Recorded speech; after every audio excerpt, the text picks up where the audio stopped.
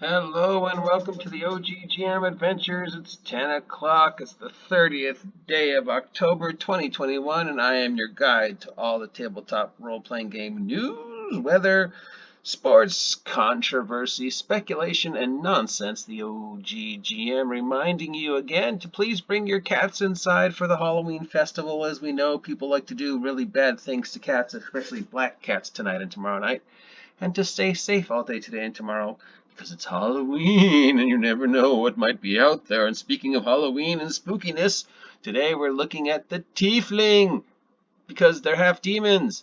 A demon devil is spooky. So yeah, that's how I tie all my nonsense in together very badly, see? Okay, so this is the Tiefling in 5th edition. It's not the first time we saw the Tiefling. They have appeared before, but in the previous we had the Tiefling, half demon slash half devil, but then there was a counterpart for if you wanted to be half angel and actually be a good guy. But I guess in 5th edition they decided they needed a race that was very specific to a class, i.e. the Warlock class. So, Tiefling and Warlock seems to go together for some reason. And I guess a lot of people just sort of had a thing about, people with tails and demon blood. Because demons are devils, half demon, half devil, who are not evil is better than half angel? Yeah, I don't know. Uh, the Asimir, or half angel race, was introduced later on in one of the expansion books. We will explore them if you want to hear me continue to do this. But the Tiefling made their way to the core rulebook. Why? Well, I mean, they were in 4th.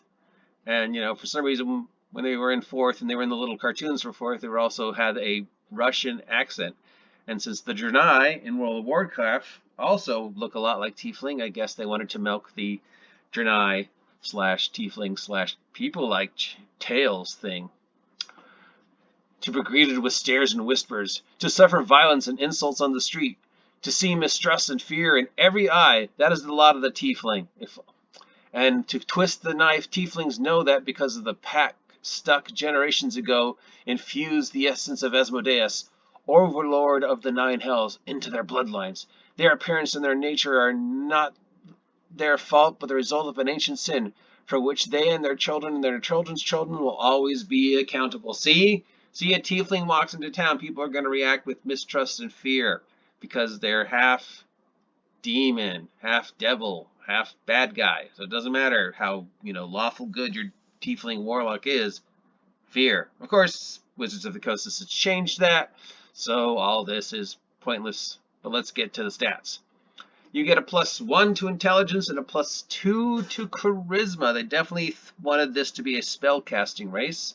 Age, alignment, and size don't matter anymore because Wizards of the Coast has changed that.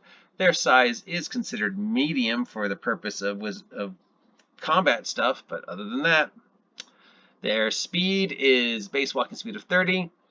They have superior dark vision in dark and dim conditions. They can see in dim light within 60 feet as if it were bright light, and in darkness as if it were dim light. They have a resistance to fire damage, which means they take half damage from fire, and due to their infernal legacy, they intrinsically know the Thaumaturgy cantrip, which is the clerical version of prestidigitation. When you reach 3rd level, you can cast Hellish Rebuke spell as a 2nd level spell. Once with this trait, and regain the ability to do so when you finish at long rest. When you reach 5th level, you can cast the Darkness spell once with this trait, and regain the ability to do so when you finish a long rest. Charisma is your spell casting ability. The only other race that has as many innate spell castings as the Tiefling is the Drow.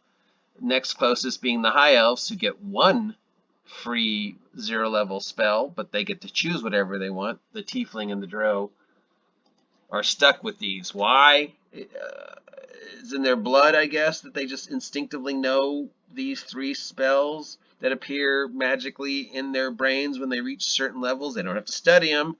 They're just in their blood. You're born a Drow, you instinctively know Fairy Fire. You're born a Tiefling, you just know Hellish Rebuke. Why? We don't have to give you a reason. It's just generic. It's in your blood. You genetically know a spell. Tieflings can speak, read, write, and common, and of course infernal, the language of hell. It doesn't matter whether you're actually, from hell, or you're a good tiefling who was raised in a good village by good people, and you have no connection to the sin that created you. You still just know infernal because people just are born knowing a language. You don't have to be taught it. In D&D land, you just right out, second you're born or hatched or whatever, bam, you just speak demon or devil because reasons. Yeah, I can see why they chose this one over any of the other races to add, other than the fact that, hey, they were going to make Warlock a class. We should have a race that is very specific to that class. So let's throw in this because demons sell more than angels, I guess. And who doesn't love the story about a demon devil running around trying to redeem itself? Because, reasons.